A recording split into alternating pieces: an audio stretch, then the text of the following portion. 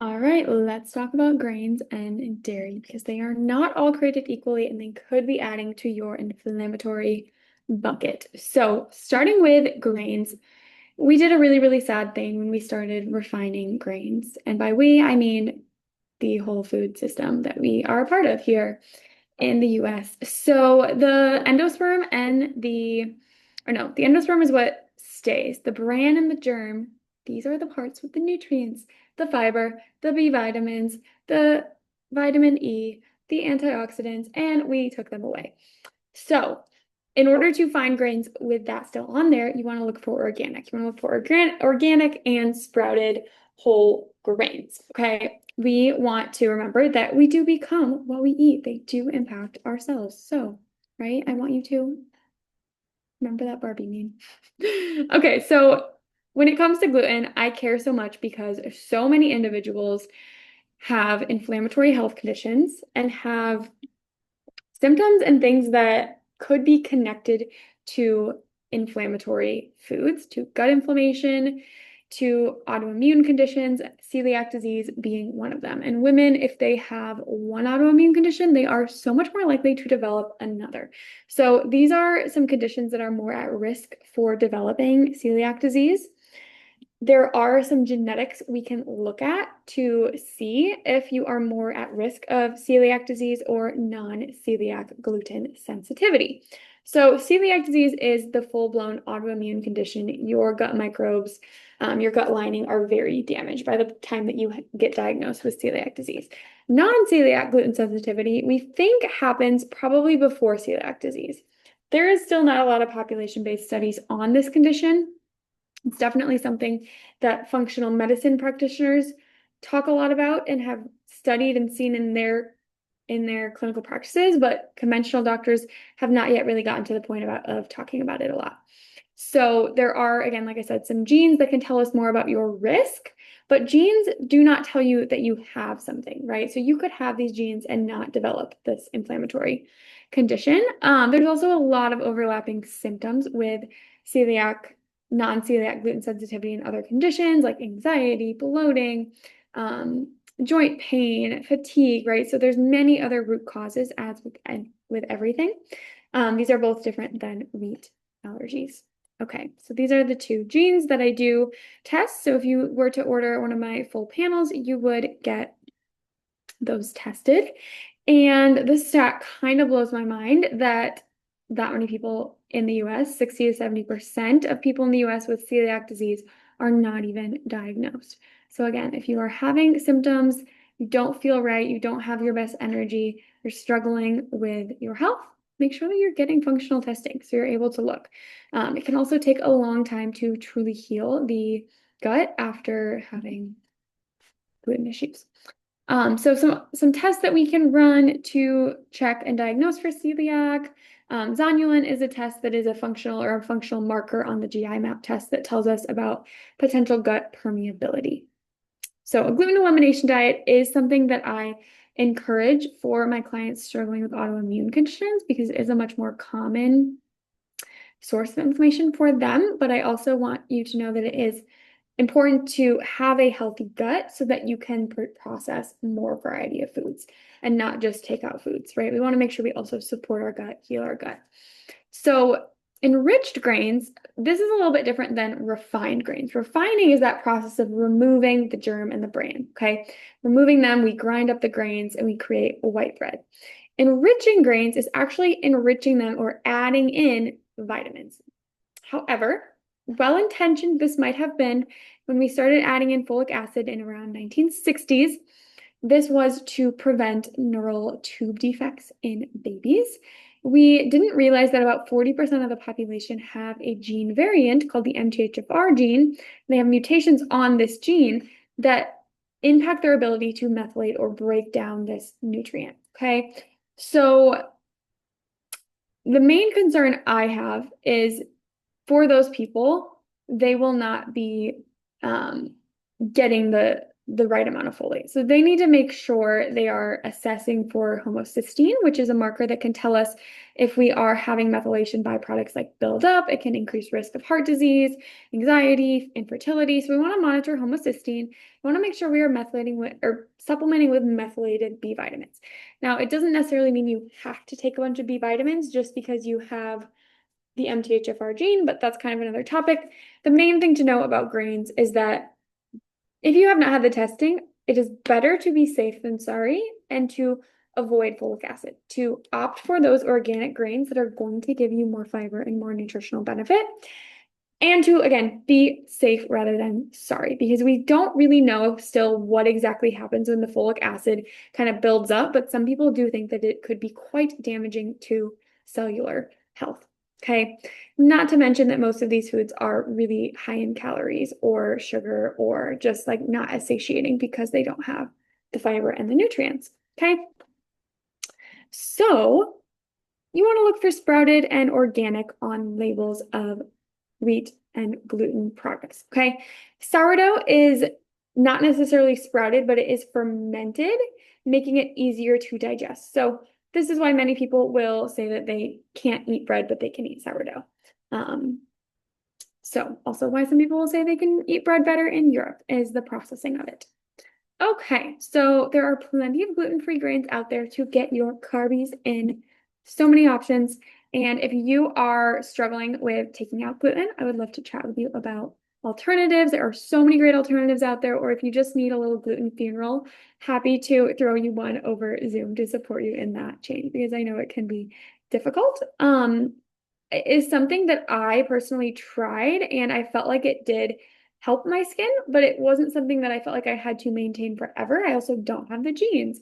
I knew that. I was able to look at labs to get some more insight and knew that other things were contributing to my symptoms and inflammation.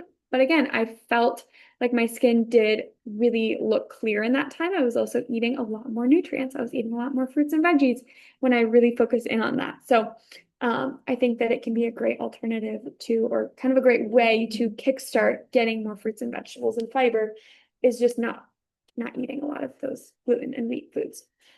Okay, so a little bit of info on soaking grains. Don't really want to go too far into this. The Weston A. Price Foundation has some really good blogs on this topic, on how traditionally a lot of cultures, all cultures really, were soaking grains and legumes to help break down the phytic acid, help with nutrient absorption. Obviously, they didn't actually know that that's what they were doing. They just did it and they knew that it felt better and blah, blah, blah. But now we have kind of gotten away from that practice. So you can actually do this at home very easily. If you like to cook with dried beans, if you like to make like soups with dried beans, that is definitely a time I would encourage you to do some soaking. Oatmeal, I don't always soak my oats, and I have a lot of people that don't, and they feel just fine eating oatmeal. It is gluten-free as long as you get a certified organic or gluten-free oatmeal. Same with rice, but it actually can increase the resistant starch in the rice, making it better for blood sugar control. Very, very interesting. All of the things that can shift when we soak these foods.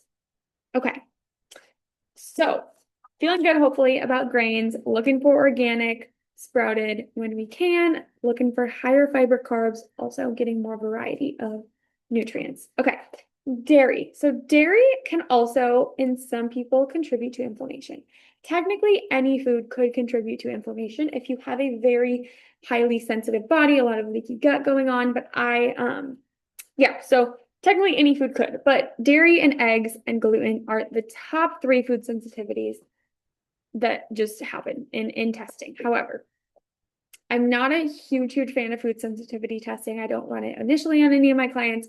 Might be something that we get to. But when it comes to dairy, I think what's most important first is to experiment with the type and the form and the amount to see if you feel better. So the first thing to consider is A1 versus A2 dairy, especially, again, for clients with autoimmune conditions, gut issues, or if you have a high inflammatory marker reading that's not coming down. A1 versus A2 is just referring to this type of protein in the milk. So A2 milk is made from Jersey cows, which is just a genetically slightly different type of cow, has all of the same like vitamins, really minerals, protein, all of that. macros essentially. But so it is sold in a lot of stores, and I have a really good study coming up that shows some people do a lot better inflammatory wise with A2. Another thing to consider is fermented versus non-fermented dairy. So fermented dairy would be like yogurt and kefir, right? It has those probiotics in it. I believe our cheese is fermented. I'm not going to even comment on that. Actually, let's look that up. Our cheese is fermented. Cheeses I don't think of as having as much probiotics, but cheese is a fermented product. But I think so it does depend on like how much processing has happened to the cheese. So like your aged cheeses, your hard cheeses, or those ones will have more of the fermentation and possibly some probiotics in there. They don't have quite as much. So anyways, the fermented dairy that with the probiotics can also really help to break down the food itself and other things you're also eating. So if it's bloating that you notice or just discomfort, you might not notice that with the yogurt and the kefir. And the cheese, also, they have lower lactose content too, can be another reason. So dairy does contain a lot of essential micronutrients. So this is a reason that I caution people to completely take dairy out of their diet because it is a really good source of potassium. Potassium is really important for our adrenals, our thyroid health. It has calcium too, which is another important nutrient, vitamin A. So it is important, however, you can still get those nutrients without dairy. We also know that vitamin D and magnesium are really, really important, vitamin K2, for bone health and using calcium appropriately. So there are many cultures, the Japanese being one of them, that don't consume a lot of dairy. They consume more soy and they have really great bone health. They consume a lot of plant-based things. Again, really great bone health still. So disease risk overall, what do some of the studies say about dairy? So definitely there's controversy out there, and there is some research that says dairy could increase insulin-like growth factor, which could be a contributor to some cancers. There's also some, definitely there's saturated fat in dairy, which some people still would argue is potentially harmful for heart health because it raises LDL cholesterol. However, if you have ran labs with me or followed me, you know that I also look at a lot of other markers for heart health, like oxidation markers, like inflammation markers, like the APO proteins, homocysteine. There's a lot more that we can look at. And with most people, I see they do just fine consuming plenty of saturated fat, whether that be from dairy or beef. But there is definitely benefits for many people who consume a Mediterranean style diet that is lower in dairy and lower in beef. Kind of like I said, in like other cultures, there's many that don't consume a lot of dairy and still have really great health outcomes. So it's always so important to remember that lifestyle too, and so many other factors, stress, exercise, play just as much of a role. So I definitely don't think there's enough evidence to say that we should stop consuming dairy by any means. There's actually, I'm going to talk about some nutrients here now that really are beneficial besides the vitamins. We're going to talk about some of the fats. So I do encourage organic dairy whenever we can. And this is because of not just the risk of pesticides, antibiotics, and growth hormones that are used in conventional dairy getting into our bodies and really influencing maybe our hormones with all of the hormonal dysfunction that's happening in women. It's just really not something I want to risk and kind of wait for the research to come out and show us that there's a lot of risks. But also because of the omega-3 fats that are found in the organic dairy, okay? Which we're going to get to in just a second. I am jumping around quite a bit. But another key factor to think about in dairy is full fat versus skim, okay? Which is low fat, right? The fat has been taken out. I always encourage you to choose the full fat dairy. As you probably remember from the CPF Plus method, right? We want to have fats to stabilize our blood sugar, okay? Stabilize our blood sugar, keep us feeling more full, right? So consuming that whole milk latte with some egg bites really is going to stabilize your blood sugar, keep you feeling more full, more energized, more mentally focused on your work than consuming that skim milk latte with a muffin, right? So even if you are consuming conventionally raised dairy, choose that full fat one, okay? So see if I can say it. Heptadecanoic acid is a type of fat found in dairy that is not found in a lot of other foods and that has been shown to have a lot of health benefits. So it's definitely one unique nutrient we can get from dairy. As well as conjugated linoleic acid, which is also found in other foods like beef and butter, which is also dairy. But this is a fat that has potentially some very, very strong benefits, including anti-cancer, anti-inflammatory, immunomodulatory, meaning it can support the immune system, and can support lipid metabolism as well as infant growth and health. Very, very important aspect of breast milk. And actually, when you consume more of this when you are breastfeeding, more of it gets into your breast milk as well. So really, really important to be consuming good quality organic full fat dairy if you are a breastfeeding mom, assuming that you tolerate it and your baby also does not have a dairy issue or allergy. So always want to think about nutrients over calories when it comes to dairy consumption. Last thing I want to bring up is the omega-3 fats versus omega-6 fats. So I love this chart, really does a good job of showing how those omega-3 fats are more anti-inflammatory, where the omega-6 are more pro-inflammatory.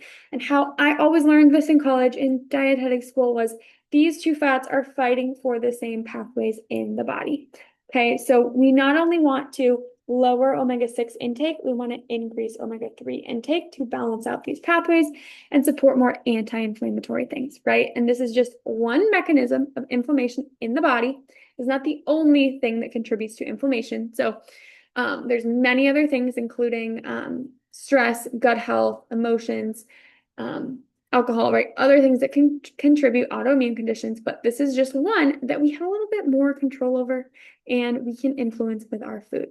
Okay, so organic dairy contained 25% less omega-6 fats and 62% more omega-3 fats than conventionally raised dairy. Still, seafood is going to be a much higher source of omega-3s, but this can be a good way to lower your omega-6 intake, along with getting good healthy fats. So reminder with wheat, gluten, dairy, all of the above, the state of the gut and our stress systems also matters. Okay, when our body is in a more well-regulated state, we're going to be able to tolerate more variety of foods, more types of stress. We're going to have a lot more resilience. When the gut is very dysbiotic and struggling, it's going to be much more likely to have an inflammatory response to foods. So let me know what questions you've got about gluten and dairy.